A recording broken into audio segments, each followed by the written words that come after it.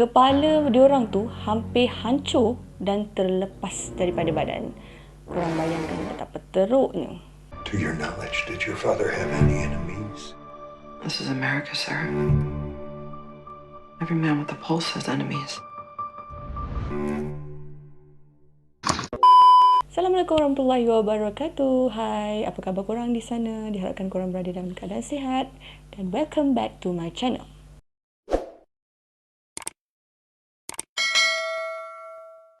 So guys, hari ni aku buat video lebih awal sikit. Biasanya aku akan buat seminggu sekali. Tapi insyaAllah aku akan cuba untuk buat video dalam seminggu tu mungkin dalam 3 kali ataupun 2 kali. InsyaAllah aku akan cuba usahakan.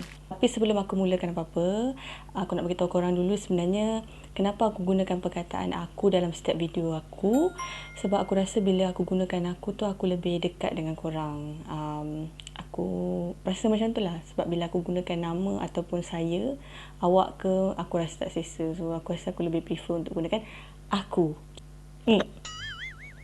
Okay, so hari ni aku nak ceritakan pada korang tentang satu kes pembunuhan juga. Tapi kita flashback balik pada abad ke-18 yang melibatkan seorang wanita bernama Lizzie Borden.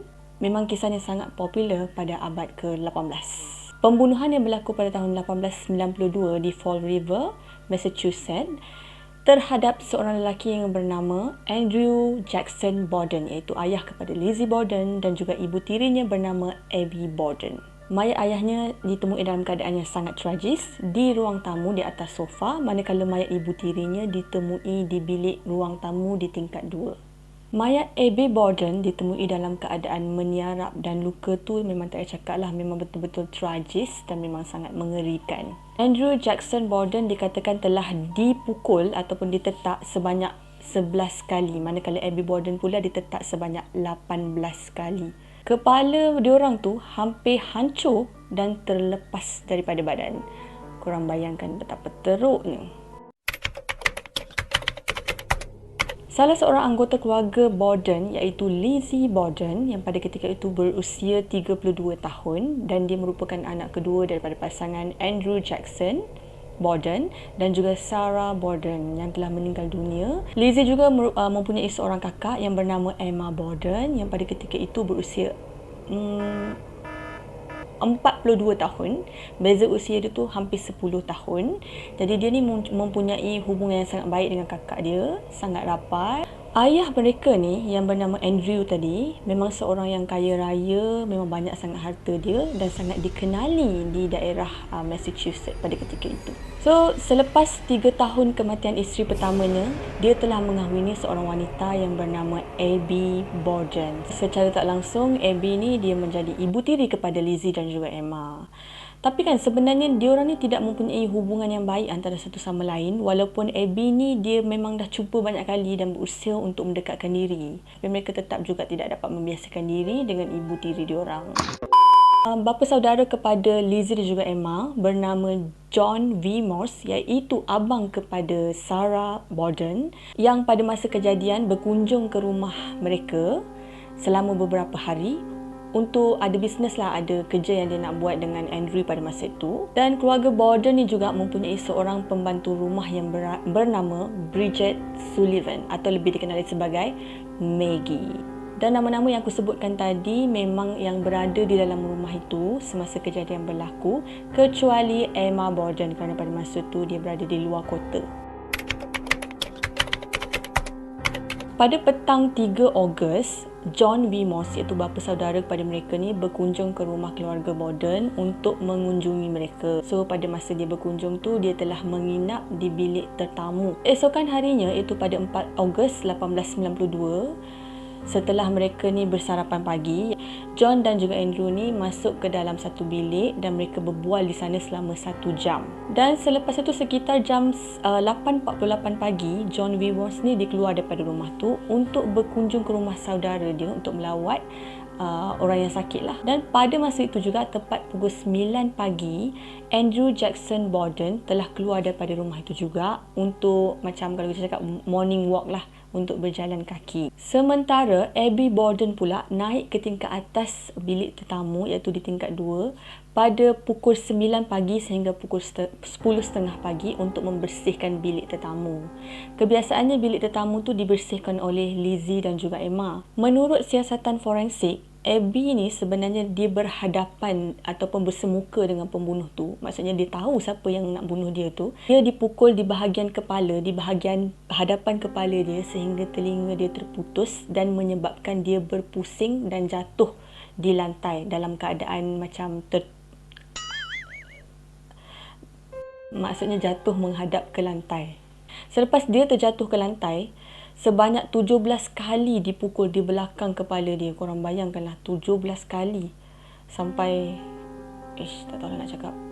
Ngeri. Ketika jam menunjukkan pukul 10.30 pagi, Andrew ni dia kembali ke rumah dia dan dia cuba untuk membuka pintu tapi tak berhasil sebab kunci dia tu agak kemungkinan rosak lah. Pembantu rumah mereka bernama Maggie tu membantulah Andrew ni untuk masuk ke rumah menggunakan kuncinya. Pada masa itu, Maggie ini memberi kenyataan bahawa dia terdengar ketika dia sedang membuka pintu tu, dia terdengar suara ketawa yang mirip Abby sedang ketawa sinis di tingkat 2. Tawa yang bukan ha ha ha ha, ha macam tu tak. Macam macam tu lah kot. Ini pun sebenarnya merupakan fakta yang sangat penting untuk dijadikan bahan bukti sebab pada masa tu 10.30 selepas kepulangan Andrew, Abby ni sebenarnya sudah meninggal dunia. Kalau dia dah meninggal dunia, takkanlah ada orang boleh ketawa kat atas kan? Kalau ikut logik lah. Pada masa tu Lizzie ni dia menafikan kenyataan Maggie tu bahawa dia ada ketawa di tingkat atas. Dia cakap dia tak ada. Semasa kepulangan ayah dia bagi tahu dia telah menanggalkan kasut ayahnya dan membantu ayahnya Andrew untuk duduk di atas sofa. Kerana pada waktu tu Andrew kelihatan sangat letih. Pada masa tu kebetulan Maggie ni juga dia rasa sangat letih dan dia minta diri kepada Andrew untuk berehat seketika sebelum meneruskan kerja dia. Tak lama lepas tu, selepas berehat seketika, tepat pukul 11.10 pagi, Maggie ni terdengar satu jeritan yang sangat kuat, iaitu jeritan Lizzie yang mengatakan, Maggie cepat datang. Ada seseorang yang telah bunuh ayah, ada seseorang yang telah tertak ayah dan masuk ke dalam rumah kita. Terkejut dan dia bergegas ke tempat kejadian. Pada masa tu mereka mendapati bahawa Andrew ni memang dah mati di atas sofa dalam kedudukan yang digambar di atas. Dia dipukul hampir 10 hingga 11 kali macam tu lah. Dan bola anak mata dia tu dah memang terbelah dua. Muka dia dah memang hancur. Nampak bahagian tengkorak saja, korang bayangkan. Dan posisi tubuhnya tu memang tidak dalam keadaan yang melawan. Sebab bila dijalankan siasatan memang tak ada defensif, luka mempertahankan diri langsung. Maksudnya mungkin dia masa tu memang dalam keadaan yang tertidur dan tidak sedarkan diri. Luka di badannya pun memang kelihatan masih merah dan mengeluarkan darah tak henti-henti. Maksudnya memang kejadian tu baru saja berlaku. Luka dan tetakan yang sangat dahsyat tu sebenarnya menggambarkan bahawa pembunuh ni memang mempunyai dendam dan motif yang sangat kuat untuk membunuh. Mungkin sebab marah, kecewa, sedih.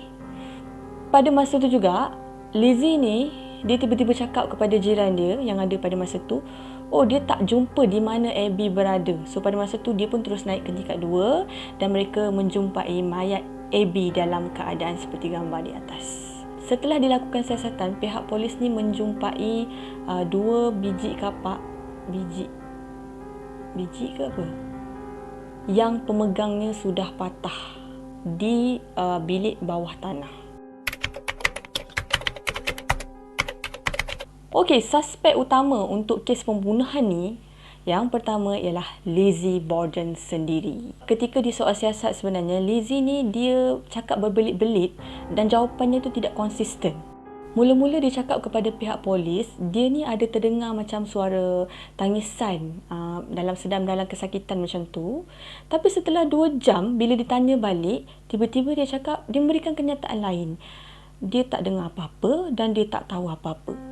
Dan bila pihak polis bertanya pada dia, adakah dia tahu di mana Abby ataupun ibu tirinya berada pada masa kejadian, dia cakap ibu tirinya pada masa itu sedang mengunjungi rakannya yang sedang sakit. Tapi bila ditanya kali kedua, dia cakap ibunya tu berada di dalam bilik sedang mengemas bilik. Ada juga beberapa orang saksi yang ada pada masa tu mengatakan bahawa keadaan Lizzie memang kelihatan tidak tenang, dia kelihatan panik dan dalam keadaan ketakutan. Pun kalau difikir-fikirkanlah, Abby ni sebenarnya mempunyai sebab ataupun motif yang sangat kuat untuk melakukan pembunuhan tu. Salah satunya, Abby ni dia tidak pernah mempunyai hubungan yang baik dengan ibu tirinya. Sedangkan ibu tirinya Abby ni memang sangat cuba untuk menjalinkan hubungan yang baik dengan dia. Dia tidak pernah memanggil Abby ni dengan nama ibu ke mama ke. Dia hanya memanggil Abby Mrs. Borden. Tapi apa yang pelik, beberapa hari sebelum pembunuhan yang berlaku terhadap kedua orang ni, keluarga Borden ni dia mengalami sakit perut dan juga muntah. Ada beberapa orang yang mengatakan bahawa Lizzie telah membeli racun di kedai yang berhampiran beberapa hari sebelum kejadian. Lizzie juga sebenarnya ada sedikit rasa tidak puas hati kepada ayahnya Andrew, kerana walaupun mereka ni memang ayahnya lah seorang yang kaya raya, tapi ayahnya ni mempunyai sikap yang agak kedekut sedikit. Menurut kata Maggie, mereka ni memang hidup bersederhana dan makan apa ada saja.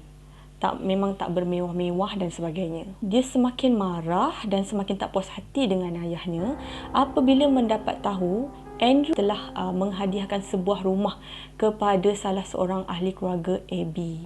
Jadi dia rasa kat situ ayah dia ni memang sangat pilih kasih dan tidak mementingkan apa yang patut diberikan kepada anak-anaknya terlebih dahulu. Tapi walaupun memang banyak bukti-bukti yang kuat untuk mengatakan bahawa Lizzie Borden ni telah melakukan pembunuhan tu, malangnya dia tidak disabitkan kesalahan dan akhirnya dia dibebaskan begitu sahaja. Suspek yang kedua iaitu John V. Morse, bapa saudara kepada Lizzie dan juga Emma, juga merupakan abang kepada isteri pertama Andrew, Sarah Borden. Pada masa itu, beberapa hari sebelum kejadian, dia memang berkunjung ke rumah keluarga Borden ni. Dia tidak ada di tempat kejadian sekitar pukul 9 pagi sehinggalah pada waktu tengah hari, iaitu selepas pembunuhan itu berlaku. Tapi dia mempunyai alibi dan dia mengatakan bahawa dia pada masa itu telah berkunjung ke rumah saudaranya yang sedang sakit. Dikatakan juga pada masa dia berkunjung ke rumah keluarga Borden, dia telah menginap di bilik tetamu di mana mayat Abby telah dijumpai pada masa itu. Selain daripada itu juga, John V. Morse dan juga Andrew ni sebenarnya mereka telah merancang untuk melakukan usaha sama dalam bidang penternakan, tapi telah dibatalkan oleh Andrew pada saat-saat akhir tanpa mengetahui apa sebabnya lah. Ada juga yang mengatakan kemungkinan Andrew dan juga Abby dibunuh menggunakan pisau daging. Di mana pada masa itu juga profession John pada ketika itu adalah seorang pemotong daging. Suspicious juga. Suspek ketiga iaitu Bridget Sullivan ataupun Maggie, pembantu rumah kepada keluarga Borden. So dalam kenyataan Maggie, dia mengatakan bahawa pada masa kejadian, dia hanya tidur-tidur ayam dan masih belum lena sepenuhnya. Ada yang mengatakan bahawa sangat mustahil Abby ni tidak mendengar apa-apa. Maksudnya orang yang cuba nak masuk ke, mendengar suara tangisan, jeritan. Sedangkan jarak di antara bilik dia juga dan tempat pembunuhan tu tak jauh pun. Hasil siasatan polis mengatakan bahawa pembunuhan ini dilakukan oleh orang dalam rumah sendiri ataupun orang terdekat. Sebab memang tak mungkin orang luar dapat menyelinap masuk dengan mudah ketika ada dua orang yang sedang berada di dalam rumah tu. Tanpa disedari pula tu oleh dua orang ni. Ada juga yang mengatakan sebenarnya Lizzie dan juga Maggie ni berpakat untuk membunuh Andrew dan juga Abby kerana mereka berdua ni mempunyai hubungan sulit. Sehingga pada akhirnya Abby Borden mengetahui tentang perhubungan tu dan diorang ni berpakat untuk membunuh Abby semata-mata untuk menutup mulut Abby. So memang pembunuhan ni memang tak dapat nak ditebak sebenarnya siapa yang melakukan. Tapi pada masa tu walaupun Lizzie Borden telah dibebaskan, masyarakat tetap percaya bahawa pembunuh yang sebenarnya adalah Lizzie sendiri. Pada masa tu dia dibebaskan dan dia memiliki identiti baru, iaitu Lizbeth Borden. Masyarakat di Fall River pada ketika itu memang tidak menerima pun kehadiran Lizzie dan memulaukannya. Tak ada yang mahu berkawan dengan dia. Kakaknya sendiri, Emma Borden, keluar daripada rumah dan meninggalkan dia sendirian. Korang bayangkanlah dia hidup dalam keadaan sendirian dan kesunyian sehinggalah kematian dia. Memang sangat kesal sebab sampai sekarang pun masih tinggal misteri siapakah pembunuh sebenar. Tapi mungkinlah pada masa tu memang kekangan teknologi. Aku rasa kalau pembunuhan berlaku pada zaman sekarang tu pun dalam masa sehari je pun boleh selesai agaknya. Kan? Tapi kan kalau korang berkunjung ke Fall River, Massachusetts, sampai sekarang pun masih ada lagi rumah keluarga Borden ni tau. So far semasa Andrew ditemui mati pun masih sama, bilik tidur Abby, Lizzie dan juga tempat di mana Abby telah ditemui mati masih terjaga dengan sangat rapi. Gaun-gaun yang dipakai oleh mereka pada abad ke-18 tu pun telah dipamerkan untuk diperlihatkan kepada pengunjung. Pengunjung juga dapat bermalam di rumah tu dan makan menu terakhir sarapan pagi keluarga Borden pada hari ketika kejadian tu. Seram. Ramai jugalah ahli macam paranormal yang pergi ke sana untuk menjalankan kajian dan juga siasatan dan merasai sendiri pengalaman duduk di rumah Lizzie Borden tu. Tapi kalau korang berani tak?